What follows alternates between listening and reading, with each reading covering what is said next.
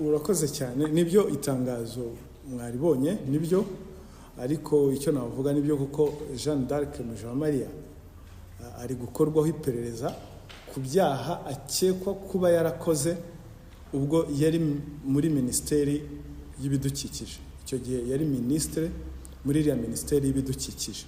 Abasore rero kubwirwa ngo ugenda ufunguze konti yawe, numara kuyifunguza baraguha ATM card, numara kuguha ATM card uduhe na password, iyo niyo tuzakoraho ibikorwa.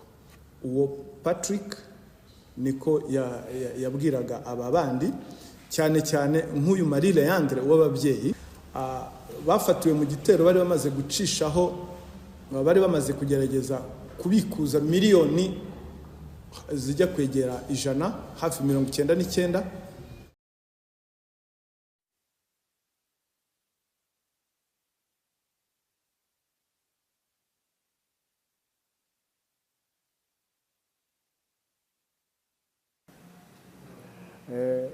Ngira ngo duteraniye hano mu rwego rwo kugira ngo tugire ubutumwa tubaha nk'uko dusanzwe dukorana, kugira ngo mudufashe kubugeza ku banyarwanda mu rwego rwo kwirinda bimwe mu byaha bimaze iminsi bigaragara. Cyane cyane uyu munsi turibanda ku bitero by'ubujura bikorerwa amabanki, harimo uruhare rw'urubyiruko rw'u Rwanda rukoreshwa hakoreshwa konti ziba zarafunguwe mu mabanki hano mu gihugu, ndetse n'amakarita ya banki zimwe twita za ATM cards cyangwa se za visa card. Ni muri urwo rwego rero tubagaragarije n'abafashwe muri ibi bikorwa, harimo abanyarwanda, harimo n'abanyamahanga. Abafashwe muri ibi bikorwa ni 7, hari abandi bagishakishwa, kugira ngo abanyarwanda babone ko ibi bintu babone uburyo bwo kubyirinda, kuko ni ibintu tutagomba kurekera aho ngaho. Ni ibintu nk'urwego n'amayeri abagenda akoreshwa tuba tugomba kugaragariza, tugatangariza abanyarwanda kugira ngo babashe kubyirinda. Aba bakekwa bafashwe tariki ya 20 Nyakanga uyu mwaka, nyuma yuko hari iperereza ryari bamaze iminsi ribakorwaho. Twabagendaga runono kuko hari amakuru twabonye ko hari ibitero biri gutegurwa bijyanye n'ibi ngibi byo kwiba amafaranga hakoreshejwe ibyo nakwita mudasobwa. Uwa mbere wafashwe, ngira ngo mwamubonye, uriya wari wambaye umupira utukura hood, yitwa Murindabigwi Patrick. Uyu niwe nka main person, niwe ufatanya n'abantu bo hanze agahuza, ni Murindabigwi Patrick nka main contact wa hano mu Rwanda, ukorana n'abandi bari hanze bari gushakishwa. Uyu yashatse abo nakwita aba agent bashaka abandi bantu,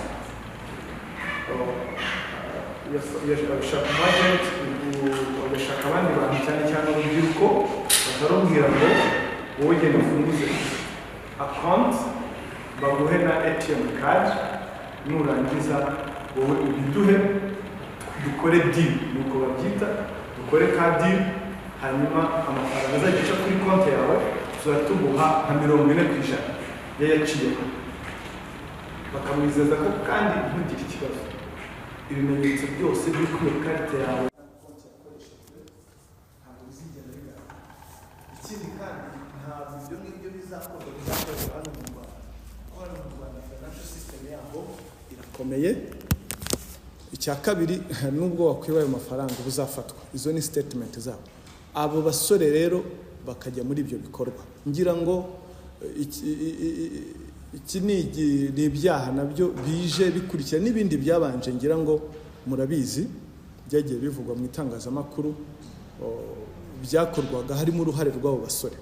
Abasore rero kubwirwa ngo ugenda ufunguze konti yawe, numara kuyifunguza baraguha ATM card, numara kuguha ATM card, yo ATM card uduhe na password, iyo niyo tuzakoraho ibikorwa. Uwo Patrick niko yabwiraga aba bandi, cyane cyane nk'uyu Marie Leandre w'ababyeyi, nawe niwe contact wa Patrick. Noneho uyu Marie Leandre agashaka abandi ni recruiter nawe, akarekrutinga bari abandi mwabonye, hanyuma izo konti zabo zigakoreshwa. Abo bose bafashwe, izi konti zabo zari zacishijweho amafaranga Nyandwi Gilbert w'ababyeyi, Marie Leandre, Barungi Badwin, bya Ruhanga Boris na Gaterasa, aba bose kuri konti zabo hari hacishweho amafaranga. Bafatiwe mu gitero bari bamaze gucishaho, bari bamaze kugerageza kubikuza miliyoni zijya kwegera 100, hafi 99, hanyuma bafatwa batari bazikuraho zose. Kuri konti yafatirwaho 65, izindi 30, izo zindi zisigaye nizo bagiye banyanyagiza kuri ayo makonti yabo, bafatwa bagiye kuyafatira mu gihugu cy'abaturanyi. Bafatwa bari bagiye mu gihugu cy'abaturanyi. Impamvu bavuga ko bagomba kuyafatira mu gihugu cy'abaturanyi ni iki? Igitero cyatewe kuri banke iri mu gihugu hano, ni banke zifite amashami mu biyaga bigari n'ubundi. Izo mvuga amashami murayumva ni branch mu biyaga bigari. Hanyuma baciye mu gihugu muri branch iri mu gihugu kimwe, hanyuma bavugana n'umukozi w'iyo banke muri icyo gihugu, abaha icyo bita access code. Niba abantu ba inside, abaha icyuho, baca muri icyo cyuho bagerageza kwinjira kuri banke ya hano, nibwo bahise bafatwa. Hanyuma ayo mafaranga iyo bamaze bayiba kuri konti z'amasosiyete, bakayashyira kuri za konti z'aba bantu bakreye, bagahita bayaretira bakoresheje ATM mu bihugu bitandukanye. Uzi ko ATM nka ziriya za Visa card ashobora kubikuza amafaranga mu gihugu ku isi hose, hariho hose, bitewe n'uburyo card ziba zaragize. Tubabaza duti ese nukuki mwifuje kuba mwayaretira ku bindi bihugu? Aravuga ati icyambere ntabwo twari kwinjira duciye mu Rwanda ngo dutere igitero duciye mu Rwanda ngo byemere, ntabwo byari gushoboka kuko financial system yaho mu magambo yabo baravuga ngo iradadiye. Icya kabiri, biragoye kuba ngo wakonvenka umunyarwanda ngo aguhe icyuho yinjire muri banke, kuko muri system ya banke, kuko abazi ko ibyanze bikunze azafatwa. Icya kabiri avuze ati no kuyabikuza yabikurije mu Rwanda urafatwa byanze bikunze, niyo mpamvu bayabikurizaga hanze. Ibi rero ubwo nibwo buryo babikoragamo, bakaba bakurikiranyweho ibyaha bigera kuri 4: gushyiraho umutwe w'abagizi ba nabi cyangwa kuwujyamo, icyaha cy'iyeza ndonke, kwinjira mu makuru abitse muri mudasobwa cyangwa urusobe rwa mudasobwa, n'icyaha cy'ubujura. Ibi byaha bifite ibihano bitandukanye, bifite uburyo bihanwa, ibihano byabyo biratandukanye. Igihanishwa igihano gitoya ni hagati y'imyaka 2, igihanishwa igihano kinini make ibihano biri hagati y'imyaka 2 n'imyaka 15, kuko nk'iki cyaha cy'iyeza ndonke ni icyaha gihanishwa hagati y'imyaka 10 y'igifungo na 15, ndetse yakiyongeraho n'ihazabu y'amafaranga yikubye inshuro kuva kuri 3 kugera kuri 5 z'agaciro k'indonke yejejwe. Ibyo rero nibyo byaha bakurikiranyweho uko ari nabivuze. Ubutumwa rero ngira ngo mushyira abanyarwanda aricyo nyamukuru kiduteranyirije hano, urubyiruko cyane cyane. Bariya bose ubona bafashwe mu ibazwa ryabo, nta numwe utaruzi ko konti zabo na ATM card zabo zigiye gukoreshwa ibyaha. Bari babizi neza ko bigiye gukoreshwa ibyaha. Babyitaga ngo ni deal, ngo ariko ngo nakadiru karimo amafaranga ngo kadafite risk, ariko mu by'ukuri ni ukubeshya, bifite risike kuko barafashwe. Urubyiruko rero ruri kwishora muri ibi bikorwa. Nta hantu kuri iyi si ya Mungu amafaranga ashobora kuboneka nk'uburyo batekereza ko babubona, ngo gukoresha carte yawe ngo bakaguha 40% y'amafaranga yaciyeho. Kuki udashobora gutekereza ko ayo mafaranga ari blood money, ari amafaranga avuye mu buryo bw'ubujura? Rero bafata izo risk nizo zibajyana muri iki gifungo kigera mu myaka 15. Saba gusa hari urubyiruko rwinshi rugenda rujya muri ibi byaha. Ngira ngo n'ibindi byaha byabanje biganisha muri ubujura bwa banki, ni ibyaha bigenda bigaragara. Dusaba urubyiruko ko bagomba gukora uko bashoboye bakirinda ibi byaha. Turasaba urubyiruko kwirinda kwishora muri ibi byaha, kuko nabwita ko ari ukutagira amakenga cyangwa ari ikindi ntumva neza cyo kumva ngo wowe ngo tanga carte yawe utange konti yawe hajya hacishwamo. Ni ukuvuga ngo ibicaho byose, ibikorerwaho byose biraza mu izina ryawe. Niyo ugiye iyo bagiye gukurikiranwa uza uri umufatanyacyaha. Kuza rero umufatanyacyaha mu byaha nk'ibi ngibi ntabwo biba bikwiriye urubyiruko. Urubyiruko rw'u Rwanda rufite icyizere, hari icyizere cyinshi, hari uburyo bwinshi babonamo amafaranga utiri uca muri ibi bintu by'imyaka 15, igifungo cy'imyaka 15.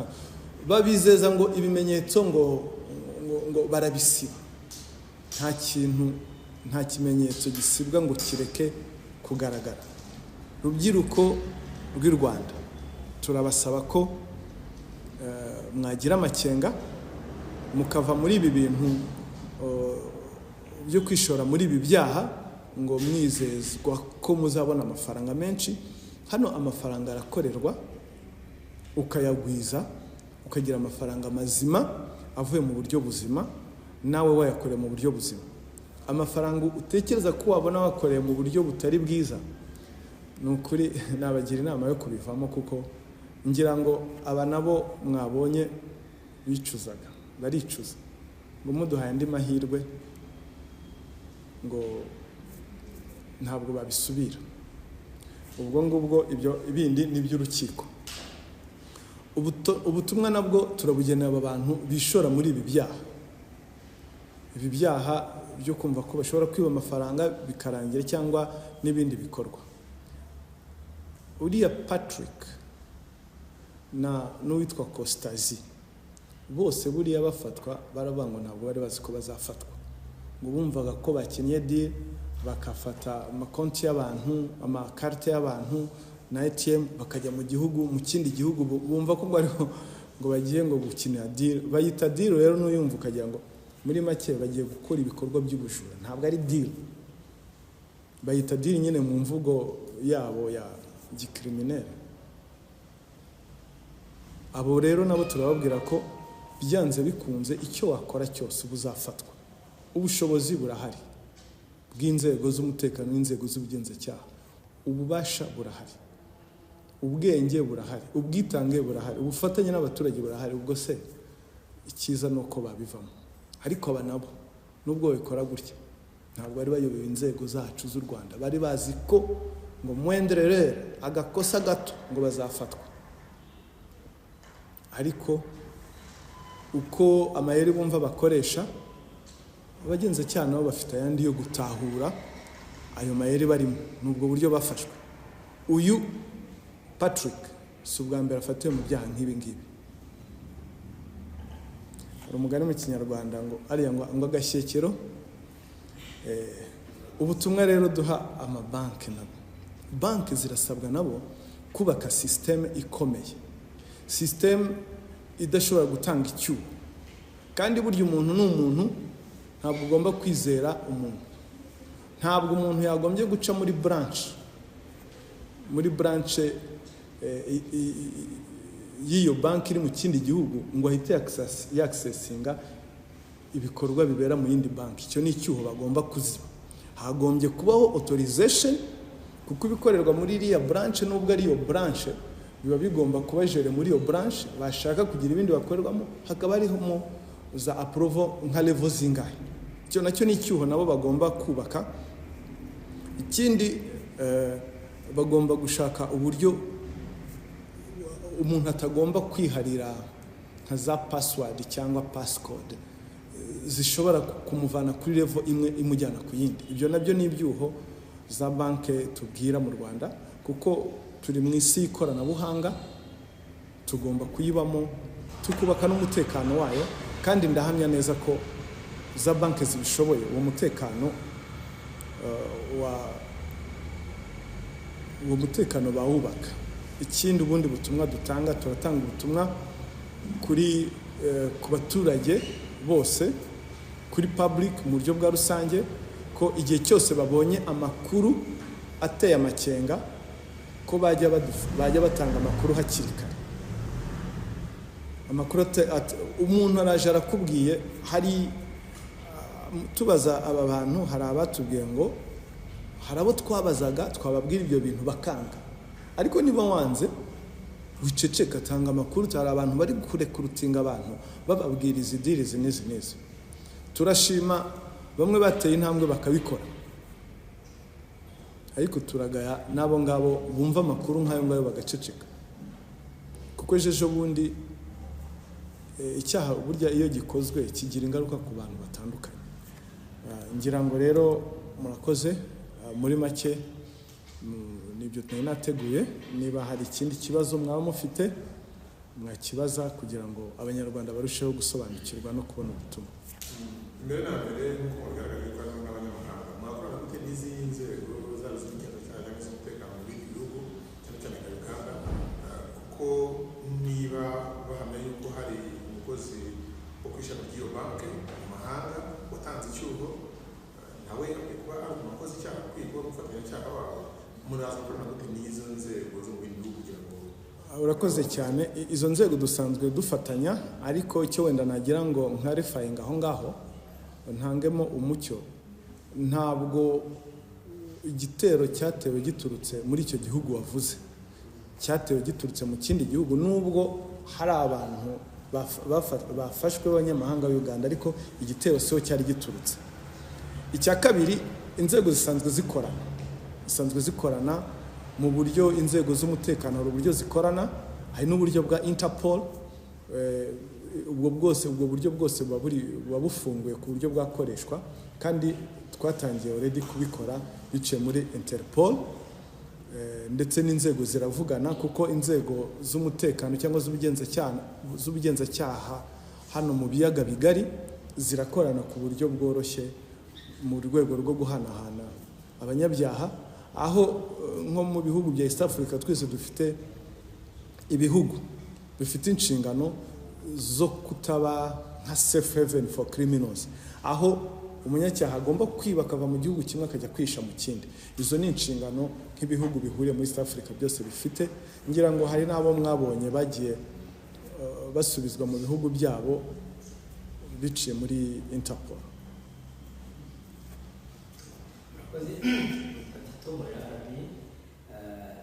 dukurikije umwuga twifuza abantu nka babiri mwagiye mukavugaho, niba umuhamya bamuha tugakora ikinyamwuga babiri.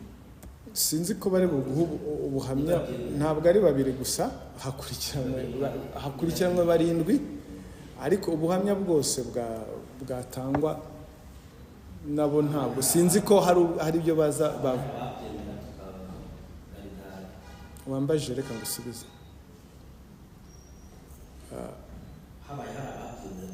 Ikibazo nacyumvise, tegereza ngusubize. Yego. Ubuhamya bwabo ntacyo bari buvuge birenze binagutangarije, nta kindi bari kereka niba hari icyo wumva ahubwo utasobanukiye ngo ntigusobanurire. Urakoze.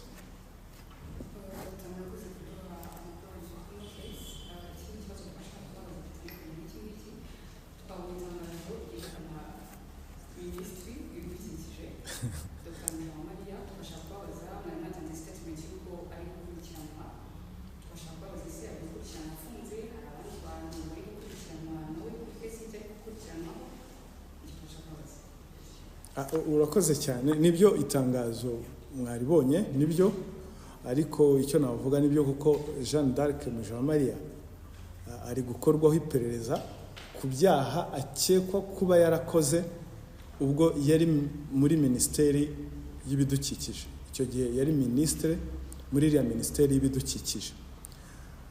Kugeza ubu ntacyo ndi butangaze mu bijyanye n'iperereza kuko byaribangamira, ariko ibizava mu iperereza tuzabibatangariza. Ikindi ibizava mu iperereza nibyo bizatanga umurongo niba ashobora gukurikiranwa afunze cyangwa adafunzwe.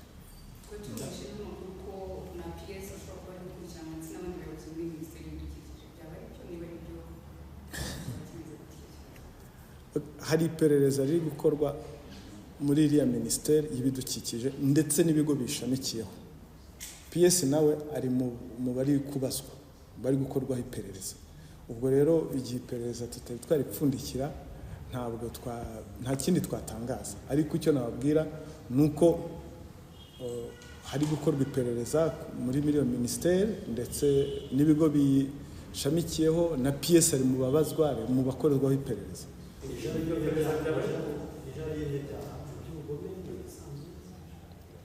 Ibyo nibyo biri gukorwaho iperereza. Sinzi hari undi wari ubashe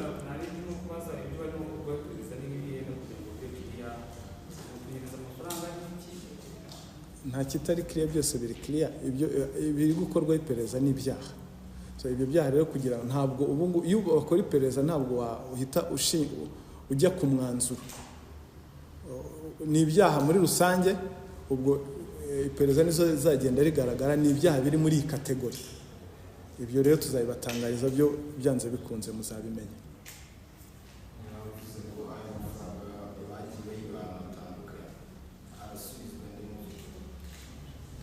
Ngira ngo ntabwo babisobanukiwe n'amafaranga yibwe muri banki, yakuwe mu makonti ari muri banki,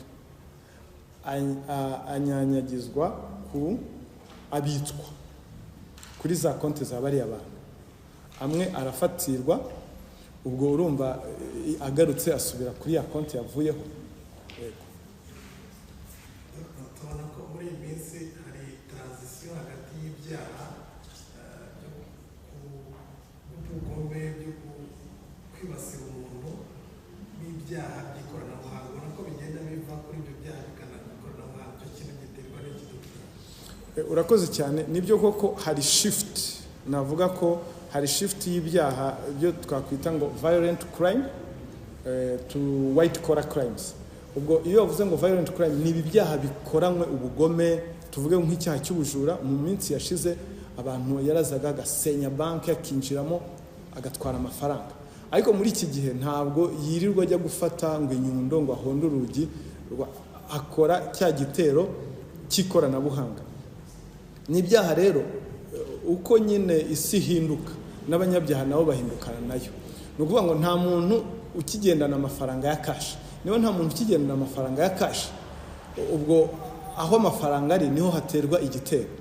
So ni muri urwo rwego rero ni bijyanye n'iterambere, ni ibyaha by'iterambere, aho usanga umuntu asigaye yiba atiriwe agira ngo avushe umuntu amaraso, kandi akayatwara mu buryo rwose utarebye neza utanabimenya ko yayagutwaye.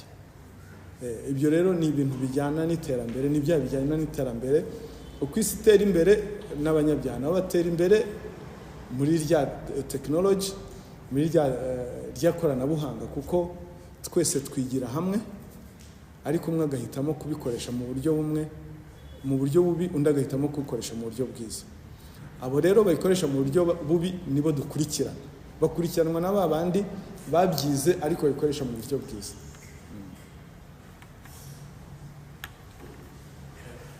Soza